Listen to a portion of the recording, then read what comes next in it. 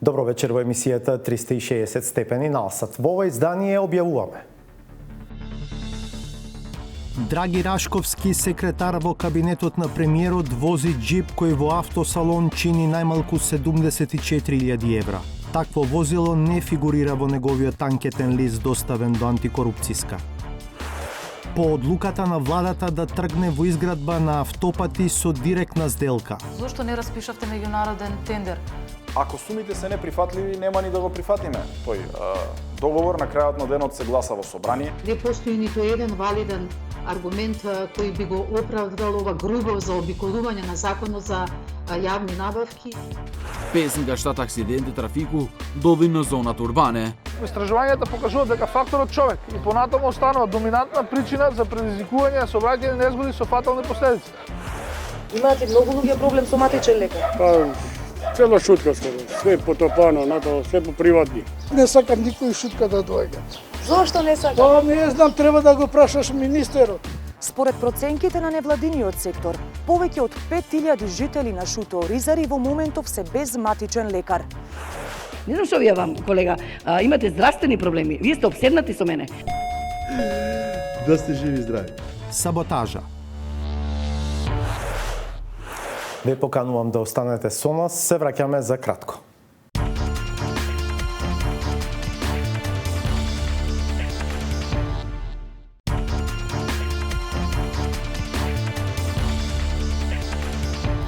Гледате 360 степени.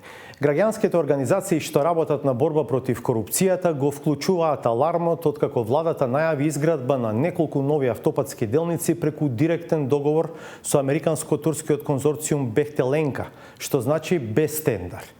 Не постои валиден аргумент што би го оправдал ова грубо заобиколување на законот за јавни набавки, велат од Центарот за граѓански комуникации. Во изминатиот период Бехтеленка градеше во соседството и сееше сомнежи за корупција.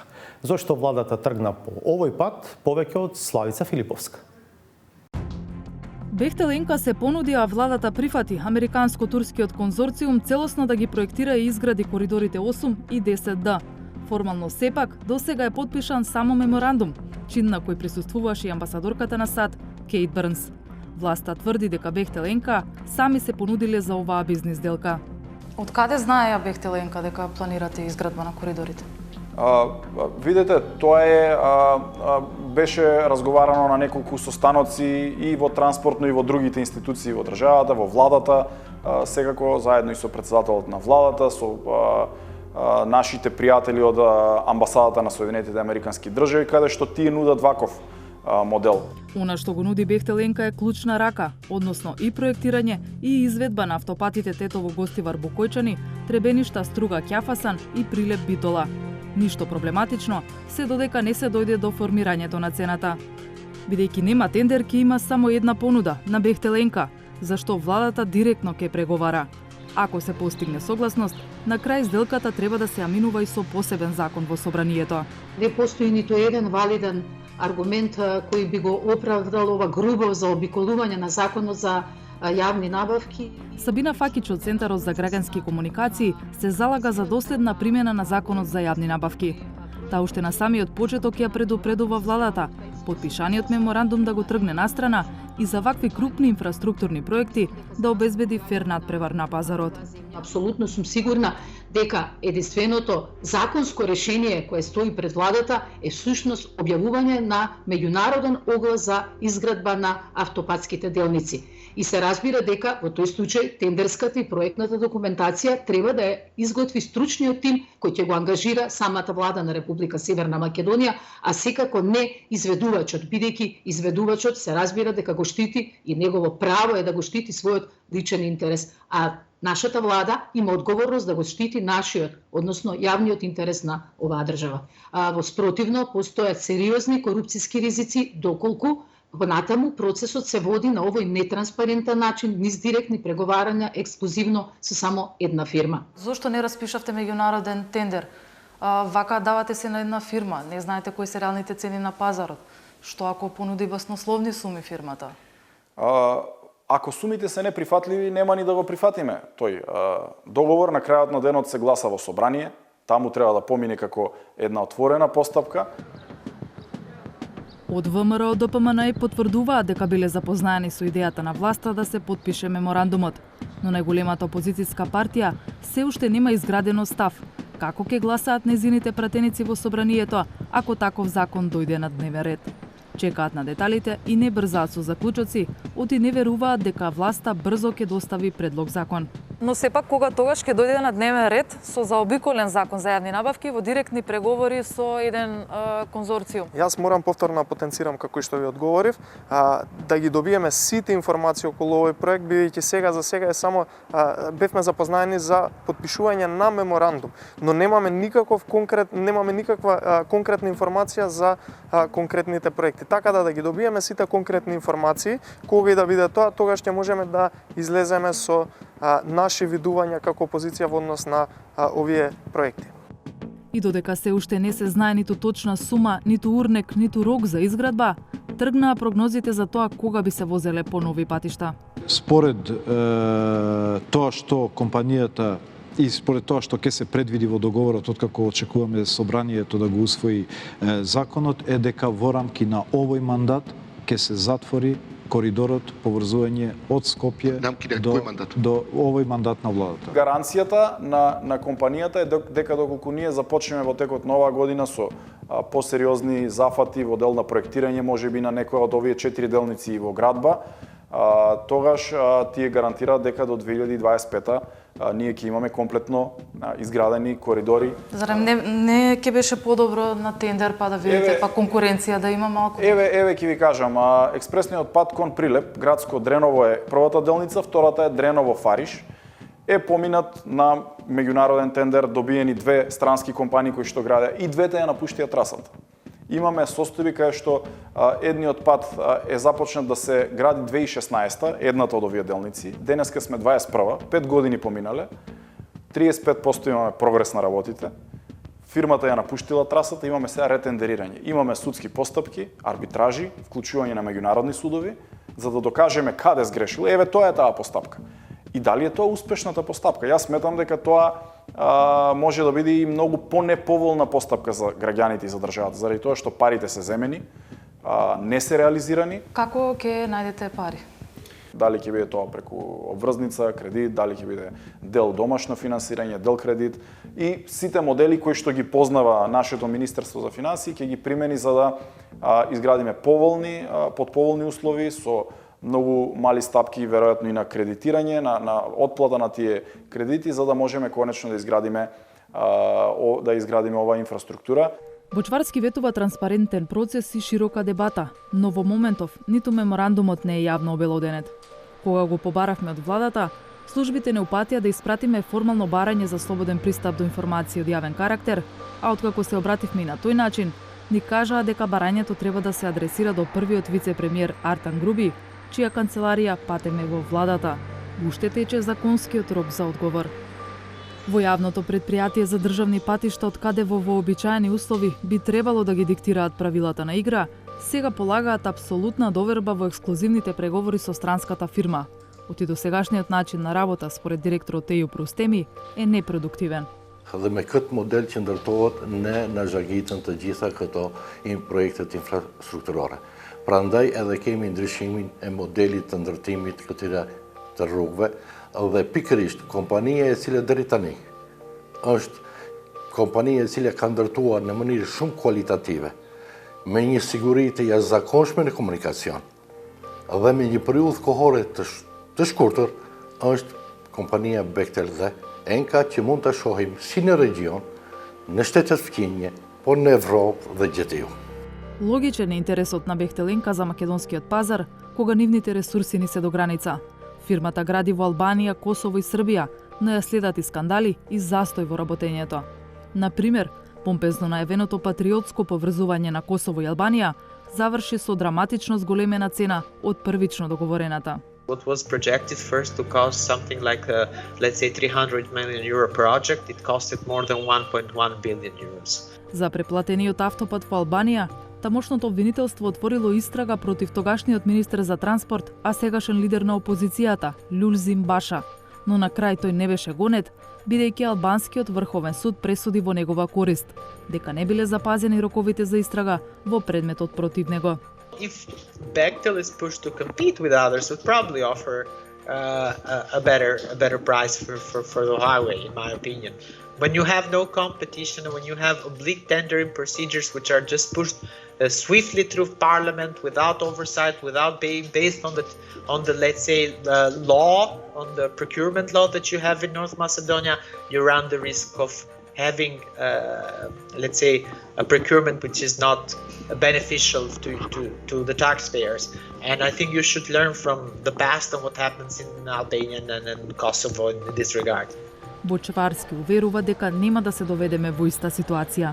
Кога ќе го склучиме договорот, ќе биде исто така објавен јавно. Ние ќе сакаме и ќе инсистираме да нема големи осцилации, бидејќи се работи за големи автопатски делници, некои од нив се и многу тешки за работа, по тешка траса, да тоа биде што е можно попрецизно дефинирано во тие договори, за да не ни се случуваат вакви осцилации на крајот и во сумите за чинење, заради тоа што државата треба да го прецизира и буџетот. Ние ќе имаме и наши консултантски компании кои што ќе работат на заштита на интересот на државата, на финансиите и така натаму, заради тоа ќе внимаваме на секој едној детал. И реков дека не секогаш моделот на одење на јавна набавка е успешен, заради тоа што после набавката некогаш и до 60% па и повеќе оди повисока сумата на чинење отколку што е стартно пропишена. Македонија веќе има искуство со директно договарање за изградба на автопати без тендер. Откако владата се договори, Собранието во 2013 изгласа посебен закон за изградба на автопатите Миладиновци-Штип и Кичево-Охрид. Партнер тогаш беше кинески Синохидро. Миладиновци-Штип веќе е пуштен, а актуелната власт успеа да ја намали цената од 226 на 176 милиони евра, велат од Министерството за транспорт. Автопатот Кичево-Охрид требаше да биде готов во 2018 година за цена од 411 милиони евра. Во 2021, или 3 години подоцна, уште се гради, а цената веќе достигна 598 милиони евра или 45% плюс од планираното. Токму сегашната власт, кога беше опозиција во 2015 година, обвинуваше дека незаконското заобиколување на тендерските постапки имало и друга позадина. Денеска сите ќе бидеме сведоци како Груевски договара од проценти и провизии во милиони евра, како правел незаконски упади во тендерски постапки. Што треба да подпишат, знаеш, договор со кинеска компанија што ќе ги гради патиштава без тендер. Тоа треба луѓе да подпишат. Не може така. Зова ти колку предлагаш? 5 на целото. Што 5 на целото? 5%. Не, точен износ колку? Тоа се зависи колку ќе биде, помеѓу 15 и 18. Да не е многу, ја? Да не се претерано и наштото. Случајот заврши со обвинение против тогашниот премиер Никола Груевски, вице-премиерот Владимир Пешевски, министерот Миле Јанакиевски и тогашниот директор на јавното предпријатие за државни патишта Љупчо Георгиевски. Четворицата се гонат за штета на буџетот од 155 милиони евра. Куртули Никола Груевски, бидејќи делото кое му се става на товар, застари. За тоа да биде потврдено, сепак судот треба да го констатира во правосилна пресуда, која, како и автопатот до Охрид, засега не е на повидок. Ке ни се посреќи ли овој пат? Проверка на имотот и неговото потекло е логичен чекор на надлежните институции во случаи на функционери за кои се отворени предмети за можна корупција и злоупотреба на јавни фондови. Додека антикорупцијска го истражува имотот на Драги Рашковски, секретар во кабинетот на премиерот, 360 степени направи своја проверка на информациите дека Рашковски вози скап автомобил кој не може да се најде во неговиот анкетен лист. И еве што откривме. Ирена Каревска. Луксузен спортски теренец, знаменосец во понудата на шведскиот бренд Volvo XC90. Ваков джип вози Драги Рашковски, секретар во кабинетот на премиерот, а такво возило не фигурира во неговиот анкетен лист. Додека антикорупцијската комисија го чешла имотот на Рашковски, а обвинителството за гонење организиран криминал води предистрага за набавката на софтверот за сообраќајни прекршоци, 360 степени ги провери гласините што стигнаа до нас, дека поранешниот генерален секретар на владата користи возило што не е пријавено во Државната комисија за спречување на корупција. И црно на бело и на терен се потврдија таквите тврдења.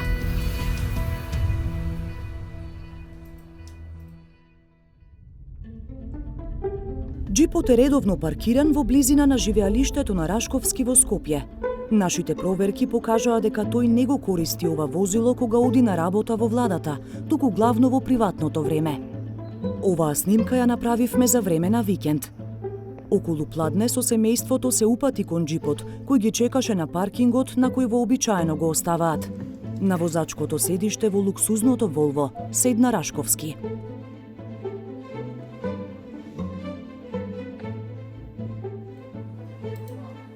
Станува збор за Volvo XC90 од актуелната генерација на моделот. На официјалната страница на Volvo, овој джип е опишан како спој меѓу совршената безбедност, удобност и елегантен дизајн, со иновативна технологија и внатрешност изработена од врвни материјали. Најновиот основен модел вреди 74.000 евра. 360 степени детално ја провери имотната состојба што Рашковски ја пријавил во антикорупцијската комисија. Од документите што ги обезбедивме преку барање за пристап до информации од јавен карактер, се гледа дека таму го нема джипот што го вози. Но има нешто друго, а тоа е очигледната љубов на Рашковски кон брендот Volvo. Во анкетниот лист, доставен во времето кога беше генерален секретар на владата, Рашковски пријавил Volvo XC90 на име на сопругата. Но тој бил од старата генерација на овој модел, произведен во 2005 година, а Рашковски пријавил дека го продале кон крајот на 2017 година. Во актуелната имотна состојба на Рашковски има уште едно Volvo, старо 35 години, чија вредност е помалку од 2000 евра. Рашковски пријавил дека во моментов поседува и BMW, што го купил лани за околу 12.000 евра, и два мотора, Honda и BMW, со вкупна вредност од 17.000 евра. За джипот што сега го вози секретарот во кабинетот на премиерот, според држачот на регистарските таблици може да се заклучи дека е купен од домашен дилер на Volvo. Паѓа во очи и тоа што пријавеното BMW е со регистарски таблици од Струмица, каде се уште е официјалната адреса на живеење на Рашковски според избирачкиот список, додека непријавениот джип има скопски таблици. Како го стекнал и зошто ова возило го нема во регистарот на ДКСК? Рашковски одлучи да молчи на нашите прашања. Во Министерството за внатрешни работи очекувано ни рекоа дека не можат да ни кажат кој е сопственик на возилото, бидејќи станува збор за лични податоци. За секој случај се обративме и со барање за слободен пристап, со објаснување дека податокот ни е потребен во новинарско истражување од висок јавен интерес. А токму тоа го проверува и антикорупцијската комисија, која веќе има отворено предмет за имотот на Рашковски. Доколку се случи нешто, како што вие кажувате, дека е забележано нешто што не е пријавено тука, во конкретниот случај дека е забележан со возило кое што не е пријавено тука, тогаш ние ќе провериме чие е тоа возило. Па на тој начин ќе извршиме споредба. Исто така, нели, вклучена е и контрадикција со субјектот кој што е предмет, нели, на работење, така што може да се земе изјава и од Драги Рашковски, кое возило го возел, каде го возел, чие тоа возило, негово ли е и така натаму. Ние неколку пати сме укажале дека законот за потекло на имот е многу потребен во нашава држава, токму од овие причини да се знае кој имот чие и од каде потекнува. Председателката на антикорупцијската комисија, Билјана Ивановска, вели дека освен што ќе ја проверуваат реалната имотна состојба на Рашковски, ќе се истражува и дали нејзината вредност ги надминува неговите примања. Во таков случај, истрагата ќе оди подлабоко. Доколку се забележи дека има отстапување на страна на имотот, нели, во однос на неговите примања, тогаш одиме кон проверка на имотот и тогаш веќе се вклучуваат и други институции, како на пример финансовата полиција и така натаму. Рашковски е во фокусот на јавноста по сториите на 360 степени за набавката на софтверот за сообраќајни прекршоци, што ниедна институција не го користи. Активностите на надлежните се интензивираа по неговото враќање од одморот во Мексико, а основното јавно обвинителство за гонење организиран криминал и корупција деновиве ги испраша Оливер Спасовски и Наке Чулев, а направи претреси во седиштето на фирмата изработувач на софтверот Invoca Group, како и во домот на нејзиниот сопственик. И по серијата корупцијски скандали, во кои се најде неговото име, за Рашковски, кој е еден од најблиските соработници на премиерот, нема барање за морална одговорност. Главниот аргумент на вице-премиерот за борба против корупцијата беше дека за неговата нова функција во кабинетот на премиерот не важел владиниот кодекс за етичко однесување. Премиерот пак повеќе пати изјавуваше дека набавката е чиста. Од институциите се очекуваат одговори на повеќе дилеми поврзани со Рашковски, меѓу кои како седнал во луксузното Волво.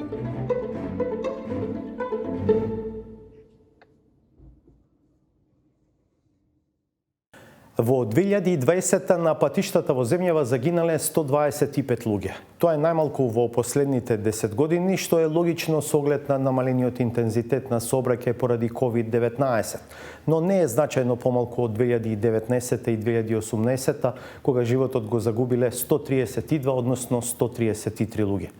Ниската сообраќајна култура останува главна причина за несреќите. Хекура на Кифи. Dit me diell dhe me pamje të mrekullueshme në Shkup. Vozisni me një shpejtësi normale dhe në të gjelbër kaloni një udhkryq. Por ndonjëherë kjo nuk është e mjaftueshme për të shmangur një aksident automobilistik. Nëse vetëm një pjesëmarrës në trafik nuk njeh rregullat dhe rregulloret, rrezikohet siguria e të gjithëve. Në këtë rast, respektimi i rregullave të kufisimit të shpejtësisë nga drejtuesi i makinës së bardhë kontriboj në përfundimin e këtij aksidenti vetëm me dëmtime materiale dhe nervozizëm. Në këtë aksident rastisëm kur ishim duke filmuar një storje pikërisht për sigurinë në trafik. Vetëm për disa orë, në disa lokacione në Shkup, regjistruam 10 shkelje të cilat në të shumtën e rasteve janë shkaktare të aksidenteve në trafik. Sipas statistikave të Ministrisë së Brendshme për periudhën 2010-2019, shumica aksidenteve, rreth 9.000, ka ndodhur për shkak të shpejtësisë. Fajtori i dytë për rreth 6.000 aksidente trafiku është mos respektimi të drejtës për përparësi për kalim. Më pas janë mosmbajtja anës dhe drejtimi i lëvizjes, lëvizje e pa rregull dhe e kthimit, si dhe vozitje në ndikimin e alkoolit. Të themi më thjesht, shkaku më i zakonshëm i aksidenteve është kultura e ulët në komunikacion. Сообраќајната култура, за жал, можеме да кажеме дека се уште не е на потребното и на посокуваното ниво. Токму затоа, потенцираме дека истражувањата покажуваат дека факторот човек и понатаму останува доминантна причина за предизвикување на сообраќајни незгоди со фатални последици. Затоа апелираме до секој учесник во сообраќајот најпрвин да преземе лична одговорност и со свој личен придонес да придонесе кон подобрување на безбедноста на сообраќајот на патишата. Многу често граѓаните забележуваат дека сообраќајната култура не е на потребното и на посокуваното ниво, меѓутоа притоа забораваме дека сите ние заедно ја сочинуваме таа сообраќајна култура.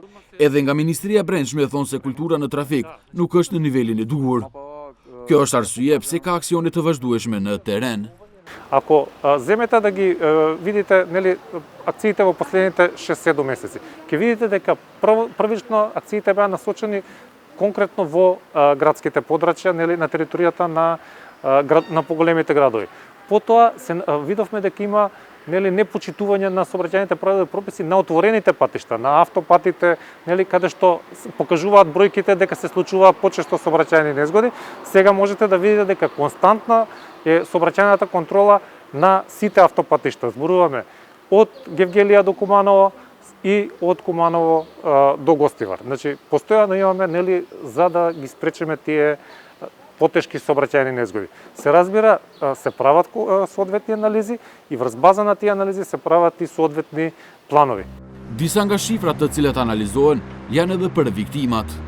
Në rrugicat dhe rrugët në vend, duke filluar nga 2010-a, deri në 200 njerëz vdesin çdo vit. Numri i vdekjeve ka ardhur duke u zvogëluar në vitet e fundit. Vitin e kaluar ishin regjistruar 125 viktima, në të cilin megjithatë kishte më pak trafik për shkak të COVID-19. Sidoqoftë, nga viti 2010 deri në fund të vitit 2020, 1652 njerëz ishin viktima në aksidente trafiku. Sidoqoftë, Të vdekurit nuk janë viktimat e vetme. Çdo vit midis 5.000 dhe 7.000 qytetarë lëndohet në aksidente trafiku, që nga viti 2010 në 3 vitet e fundit ka pasur më pak dëmtime, por nuk bëhet fjalë për dallime të mëdha nga e kaluara. Në 11 vjet, Ministria e Brendshme ka regjistruar gjithsej 66.790 të lënduar në aksidente trafiku. Се уште постои многу простор за подобрување, затоа што секој живот е важен, затоа што секој загубен човечки живот е ненадоместлива штета и за општеството, и за семејството. И затоа апелираме до сите учесници во сообраќајот да бидат свесни за последиците од сообраќајните незгоди, затоа што тие се случуваат секому и секаде и тоа кога најмалку очекуваме. Почитување, максимално почитување на сообраќајните правила и прописи од страна на сите учесници во сообраќајот е основен предуслов за безбедно одвивање на сообраќајот. Edhe pse nuk është e dëshirueshme për qytetarët, një nga mjetet kryesore të policisë për të vëdisuar pjesëmarrësit në komunikacion është gjoba. Mjeti tjetër është edukimi.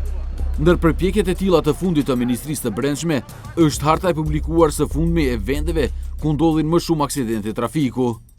Përmes saj, policia informon drejtuesit e ato mjeteve për 91 pika të rrezikshme në vend. И апелиравме до граѓаните да внимаваат на тие места, затоа што знаете, причина за сообраќајните незгоди може да биде и лошата инфраструктура, не само брзото возење. Затоа мораме да внимаваме на тие точки, а ние како Министерство за внатрешни работи особено внимаваме и посветуваме внимание на токму тие црни точки, така да речеме. Sidoqoftë, sipas statistikave të Ministrisë së Brendshme, 5 nga 7 aksidente trafiku ndodhin në zonat urbane. Ose, vitin e kaluar 2020 u regjistruan 7.215 aksidente trafiku, nga të cilat 5.376 ndodhen në një zonë të banuar dhe 1.839 jashtë një zone të banuar. Prandaj, shumica e gjobave dhe këshillave shpërndahen në zonat urbane.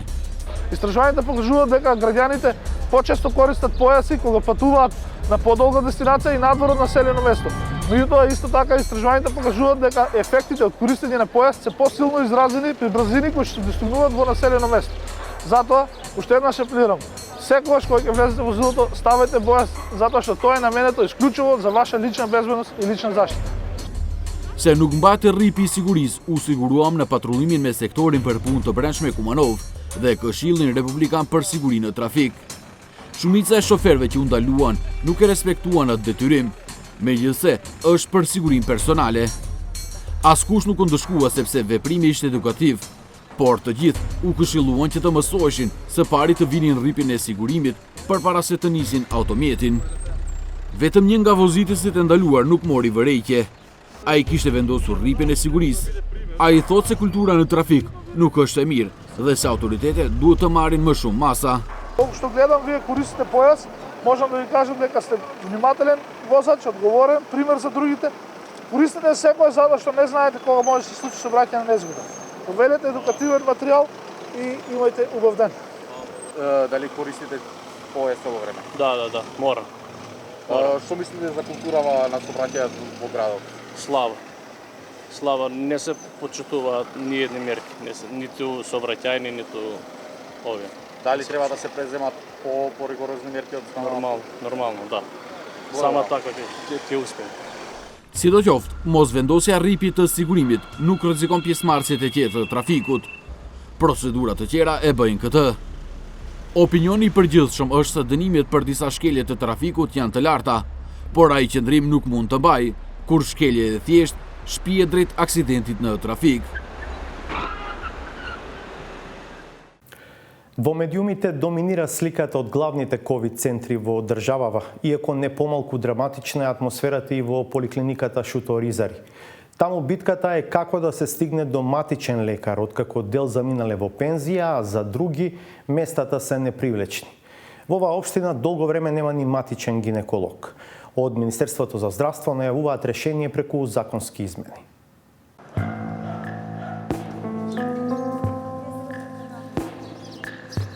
Болесни се трите деца дома, нема никаков лекар, немаме, не ги примат. Не хигиена и нема да патиме корона. Кој нема да патиме? Катастрофа е шутка, за никаде. Во турканиците за да се стигне до доктор, во втор план паѓаат мерките за заштита од COVID-19. Кај ќе се жалат? Нема кај да се жали. Возрастни и деца, со или без симптоми на коронавирус, собрани на куп, мака мачат да дојдат до матичен лекар. Што сака тоа ти прават? Ти запишат и ајде. А не те примат ни вдак. Не ги гледаш, еве ги. Ја отвора вратата и ти кажа што треба тоа. Видите што прават? Не ти кажат што треба.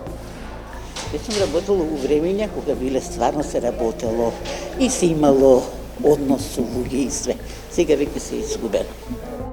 Макбер Ибраим 2 месеца е без редовната терапија, шетајки по доктори за да добие нов рецепт. Како поранешна медицинска сестра, вели дека секое доаѓање во поликлиниката во Шуто Оризари за неа е разочарување. Нема доволно луѓе, нема персонал. И мораме овака за затворени врати да чукаме, да бараме доктор или сестра, било што.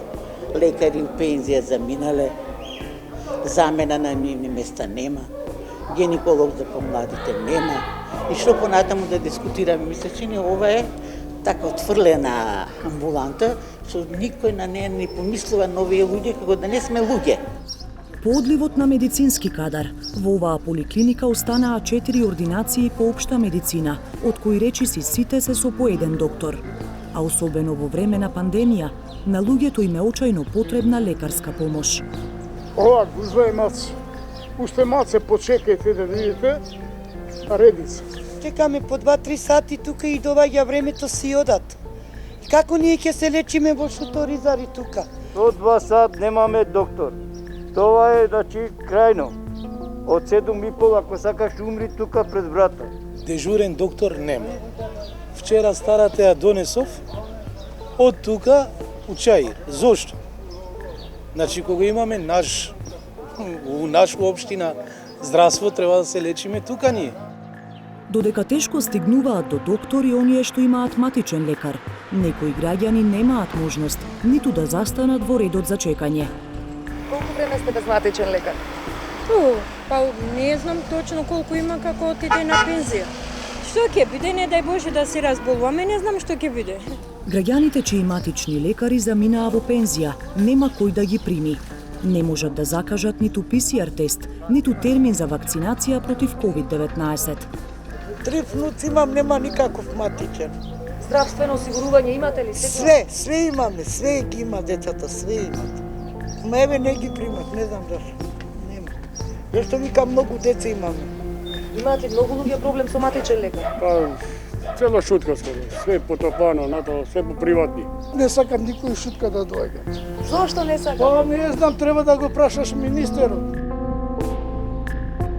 Според проценките на невладиниот сектор, повеќе од 5000 жители на Шуто Оризари во моментов се без матичен лекар.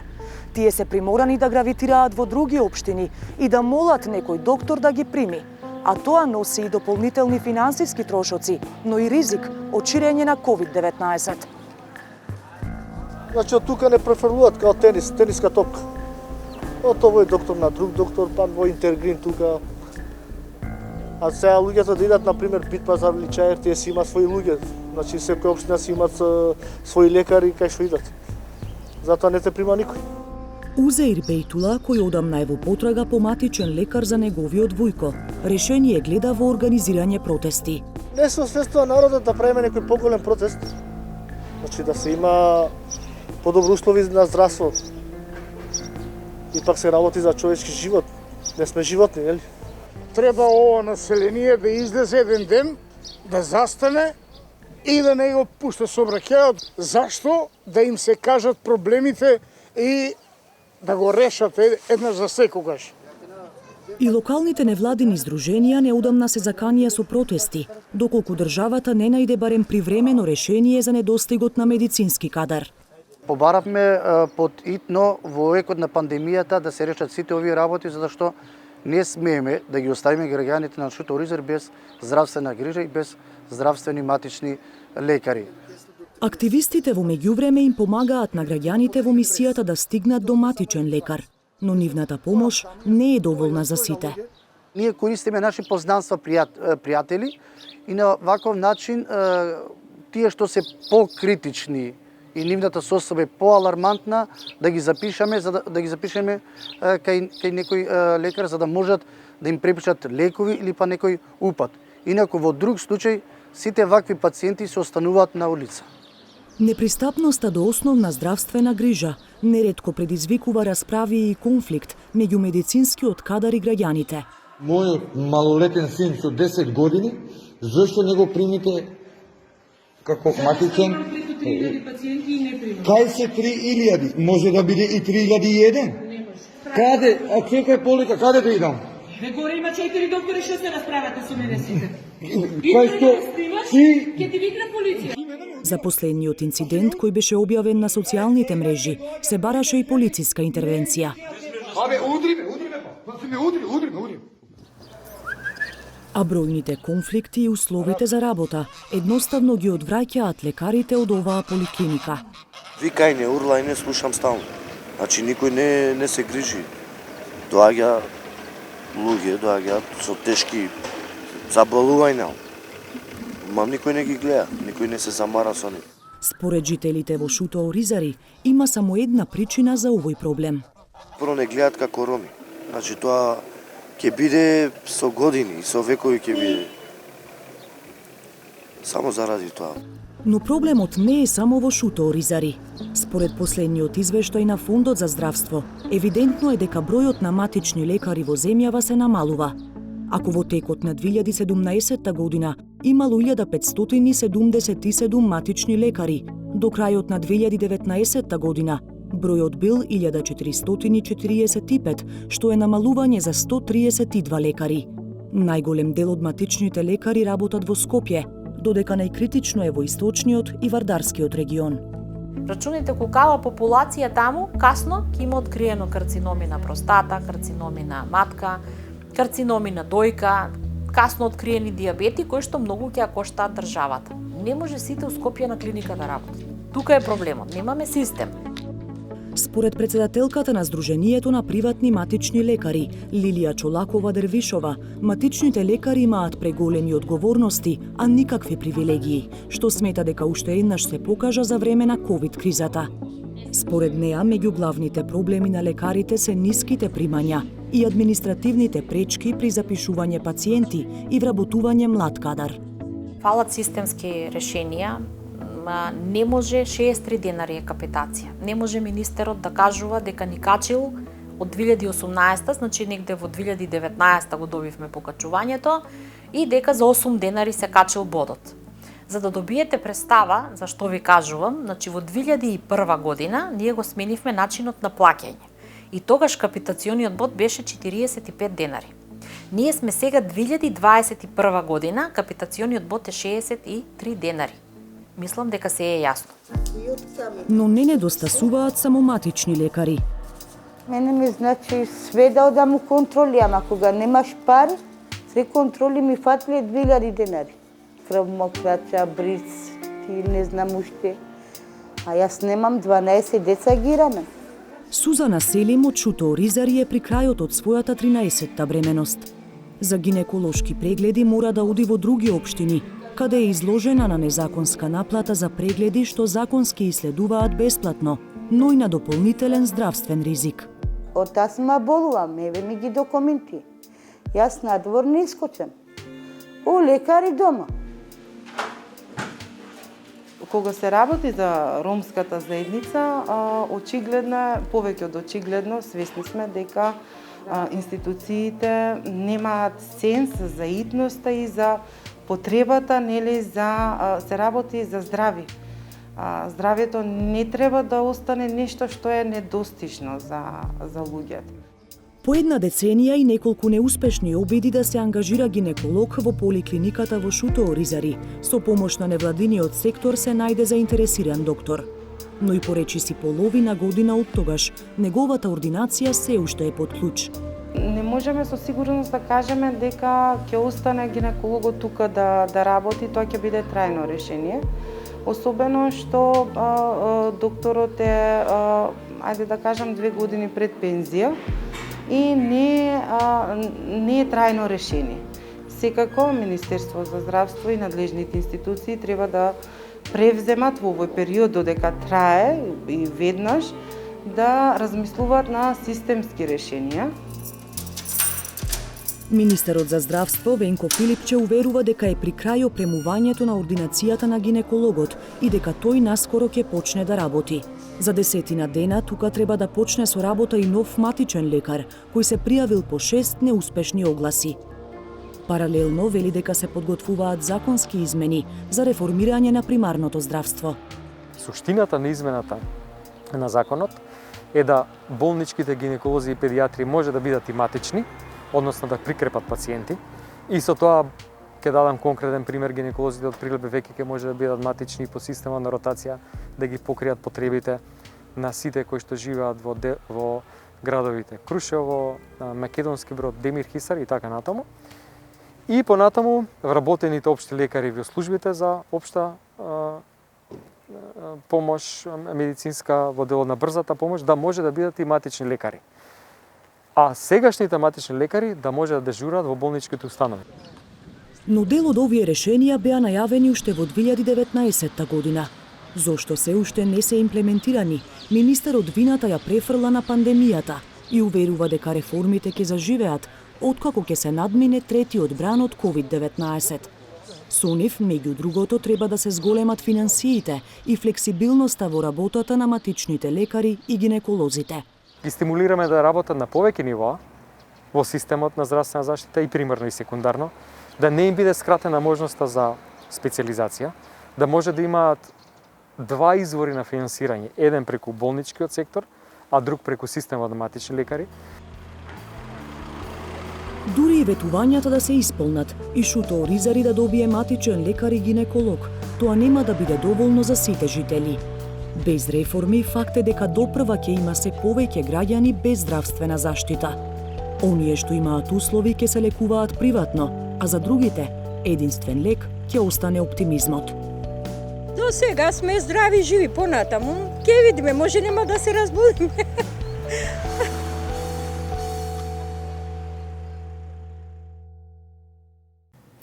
Редовните гледачи знаат дека ќе одиме на уште една пауза, потоа ќе ја видиме саботажата.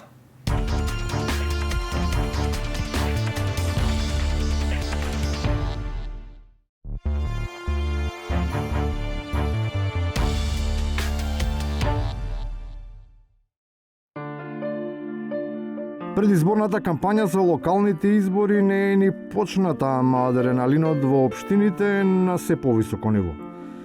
Потребата од лекарски надзор е иманентна, бидејќи опасноста од хормонално пораметување е влезена во ризична фаза. Јас сум обсесија, не знам што ви е. Не знам што ви е вам, колега. Имате здравствени проблеми. Вие сте обседнати со мене.